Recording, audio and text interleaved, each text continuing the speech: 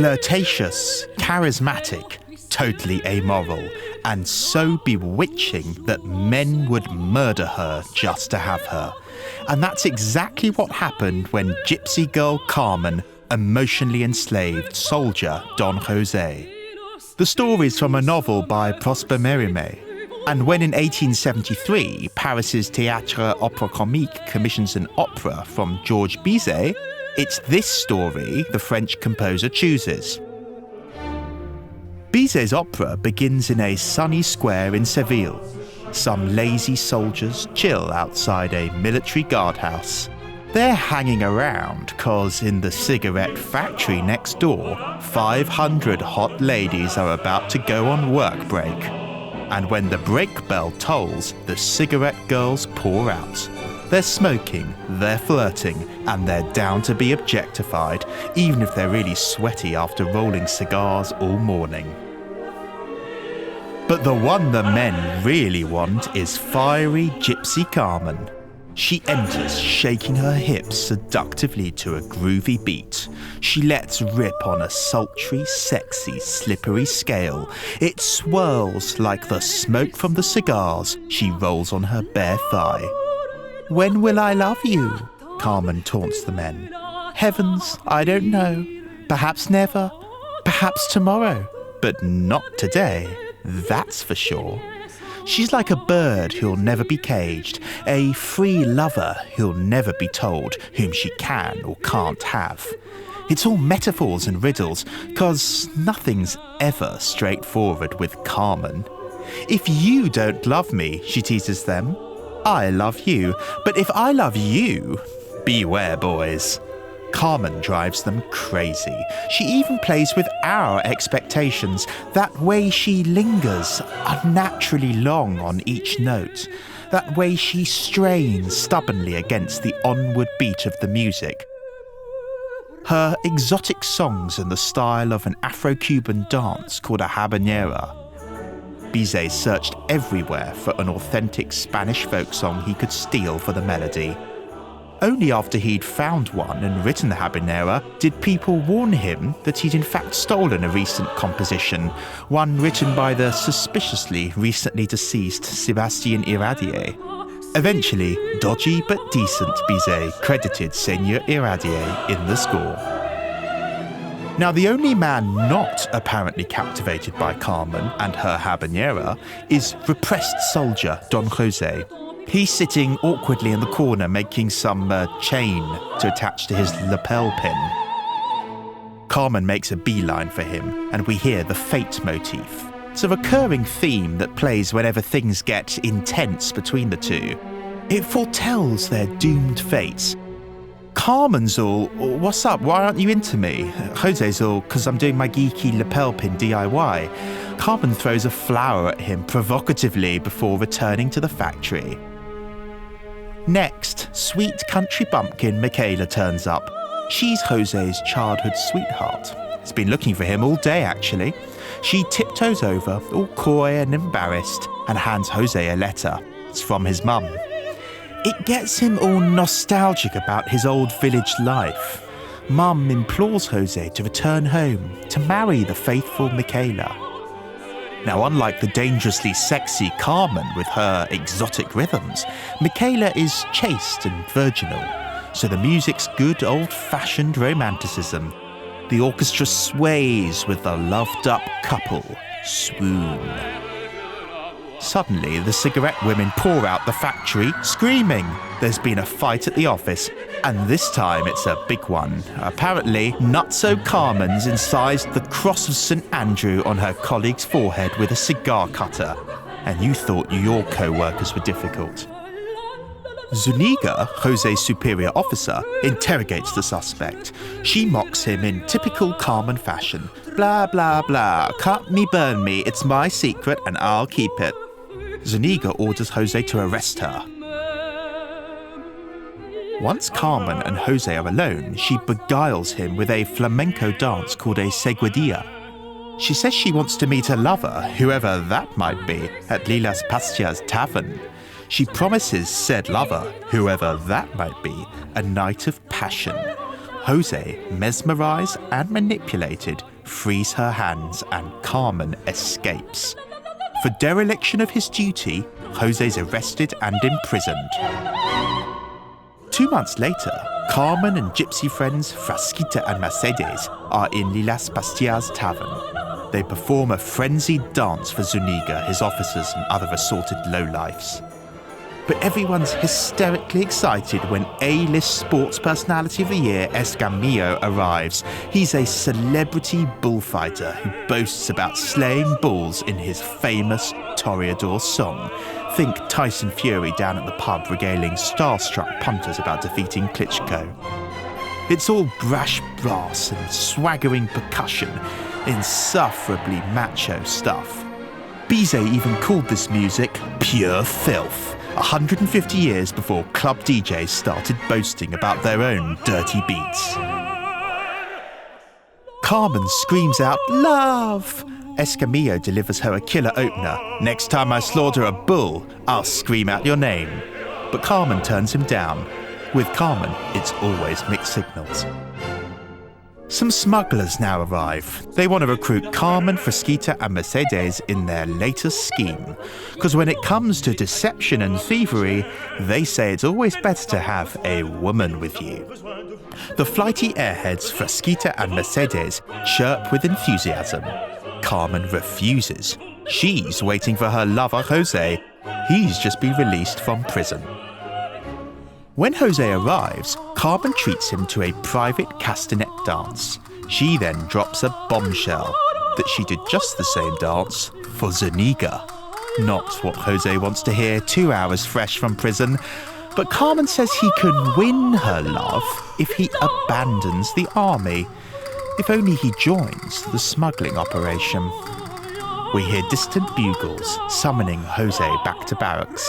He's torn. To turn his back on duty, all for the woman he loves? Carmen simply drowns out the bugles by clapping the castanets louder. Maybe if he never heard them, it's not technically disobedient when he fails to turn up. Perhaps he can prove his love some other way than deserting the army. Jose sings about how he kept the flower that Carmen threw at him, how its beautiful scent maintained his hope during those 2 months behind bars. Zuniga suddenly bursts in, searching for Carmen. Jose, stoked with jealousy, attacks him, but Carmen and the gypsy smugglers restrain Zuniga. For attacking a superior officer, Jose can now forget his army service. And just like that, he's found himself inadvertently recruited into a trafficking gang.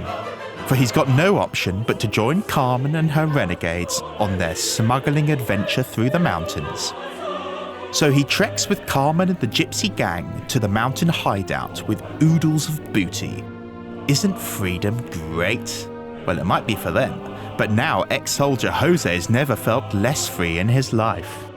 He misses his village, his mum, and he's angry at Carmen, who scolds him for his jealousy and desire to control her. "Just get back to your mum," she says. "You're obviously not ready to live with us rebels." Ouch. When they whip out the tarot cards, Mercedes and Frasquita see their own futures full of love and riches.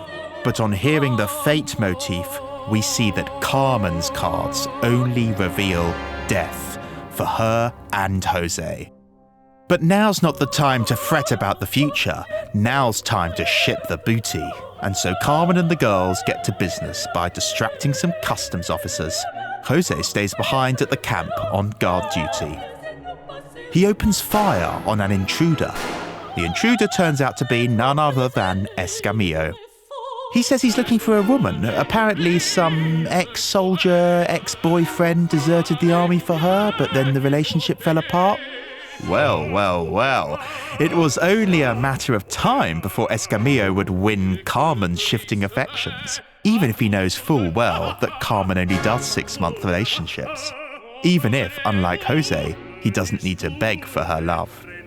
Jose's fuming and attacks Escamillo, but Carmen and the gypsies return to separate the pair. Escamillo leaves, but not before inviting them all, especially Carmen, to his next bullfight. At this stage, you're probably wondering, where's poor lovely Michaela? Jose's basically neglected her the entire opera. But she's such a sweetie, she's literally trekked up the mountains all the way to find him. She's terrified. But she's also determined to rescue Jose, the degenerate, from Carmen, the reverse cuckold. And her music couldn't be further from Carmen's. Very lyrical, very French, and inspired by Charles Gounod, Bizet's very traditional mentor. So much inspired by the older composer that during the premiere, Gounod screamed out from the audience that Bizet had stolen his music from Michaela's song. Eventually, Michaela finds Jose at the camp and begs him to return. But he clings to Carmen's fading affection.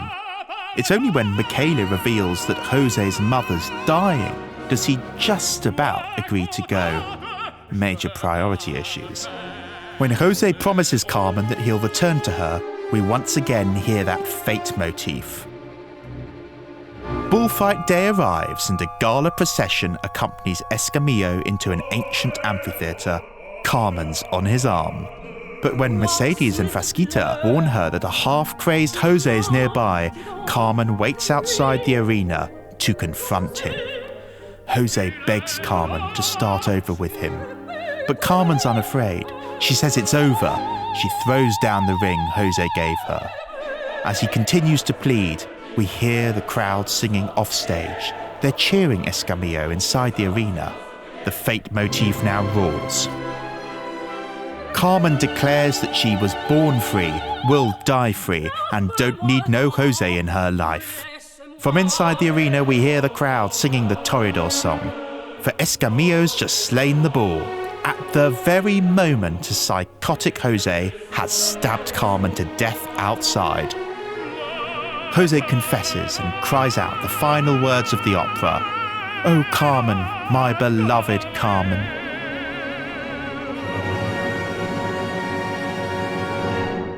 Now, after years of struggling to break into the music industry, Bizet jumps at the Opera Comique's commission. But there's a catch.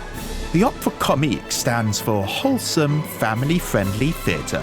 Sentimental operas with morally upstanding characters and happy endings. By happy endings, we usually mean the two main characters marrying, because most of the theatre audience tends to be bridal couples. In fact, the Opera Comique's the place for their excited families to gather and discuss wedding plans. So when Bizet reveals his lurid melodrama about dishonourable smugglers, free-living gypsies and sweaty cigar makers, with onstage smoking, onstage fighting and the onstage murder of the main character, the theatre suspends production with the director resigning in protest. But Bizet pushes forward and the search is on for his Carmen. The top choice declines the role because she doesn't want to die on stage. So the part goes to Célestine Galli-Marie.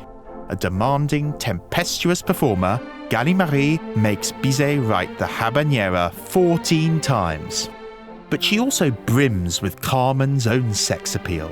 She sleeps with Bizet and supports his campaign to reinstate the production. Eventually, the premiere's set for March 1875. Yet the theatre's director is still worried about how the public will perceive the new production. He does some weird counter-advertising and warns attendees about the Chinese-style music they're about to hear.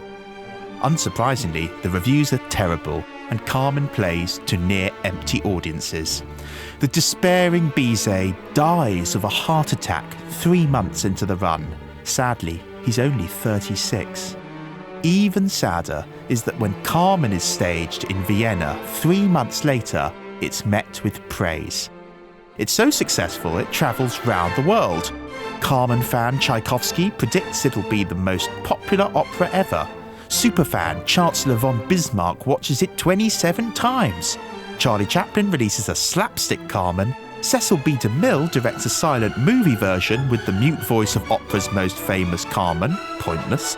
Carmen Jones updates the setting to a parachute factory in World War II with an all-black cast. And then there's Carmen, a hip opera starring Beyoncé Knowles, Mos Def and Lil Bow Wow. It's about a club singer who seduces a cop, pries him from his fiancée and falls for a conceited rap star. Carmen endures for the very reasons the Opera Comique hated it. gritty realism, flesh and blood characters, and most of all, Carmen herself. Whereas 19th century French heroines were supposed to be like the ever so polite Michaela, Carmen's heroine is an amoral villain. She tempts Jose into defying military orders, into deserting his duties, into joining the smugglers, into abandoning his sweetheart and neglecting his dying mother. That Jose kills her in a tragic attempt to control her is a depressing message about the oppression of women. Yet for many, Carmen stands tall as one of opera's great feminists. She's a factory grafter, she's a confident lover, and she'll always declare her freedom even when staring death in the face. It's a freedom that Jose will never enjoy, for when he murders Carmen, a part of him dies too. And that's why Carmen will always be the ultimate femme fatale. Well, that's it, folks. Follow our channel, support us on Patreon, listen to the piece in full, and most importantly, enjoy classical music.